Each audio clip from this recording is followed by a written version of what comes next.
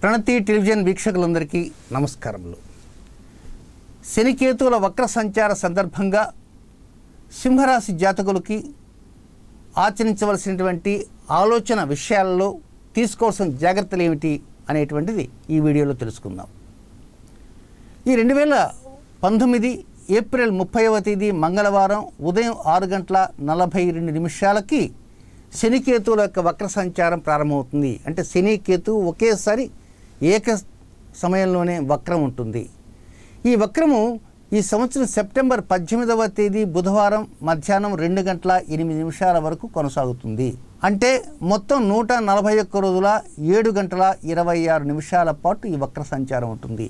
మీకు ఖచ్చితంగా మీకు పంచమ స్థానంలో వక్ర సంచారం జరుగుతున్నది. సో ఈ సింహరాశి జాతకులు ఈ 141 రోజులలో జాగ్రత్తలు తీసుకోవాలి. ఏ అంశాల్లో జాగ్రత్తలు తీసుకోవాలి? మీకు ఎక్కడైనా లబ్ధి వచ్చేటువంటి అవకాశం ఉండొచ్చు. మీకు ఉద్యోగంలో ప్రమోషన్లు కానీ, లేక వ్యాపారంలో ఉన్నటువంటి లబ్ధి కానీ, లాభం కానీ, లేక మీరు ఏదైనా ఇతర కాంట్రాక్ట్ కానీ, ప్రాజెక్ట్ కానీ చేస్తుంటే అవి ముందుకు వెళ్తుంటే వాటి ద్వారా కొంత లబ్ధి అనేది వచ్చే అవకాశాలు ఉంటాయి.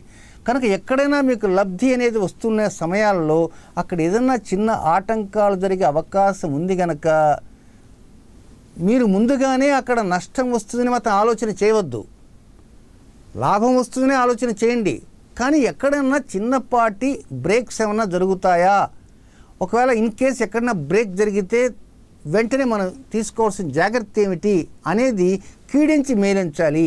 అంతే, అంతమించి ఇంకా వేరే ఆలోచన అంటే ఏం లేదు. అలాగే సంతాన విషయాల్లో కూడా శ్రద్ధ ఎక్కువగా ఉంచాలి. మీ కుమారులు కానీ, కుమార్తె కానీ, వివాహ విషయాలు కానీ, ఉద్యోగ విషయాలు కానీ, లేక వారి యొక్క దాంపత్య జీవితాల్లో కానీ, లేక వారి యొక్క విద్యా సంబంధమైన అంశాలు కావచ్చు, లేక చిన్నపిల్లలు అయితే వారి యొక్క ఆరోగ్య విషయాల్లోనూ ఎక్కువ సంతాన సంబంధించినటువంటి అంశాల మీద కూడా అధికంగా దృష్టి ఉంచండి.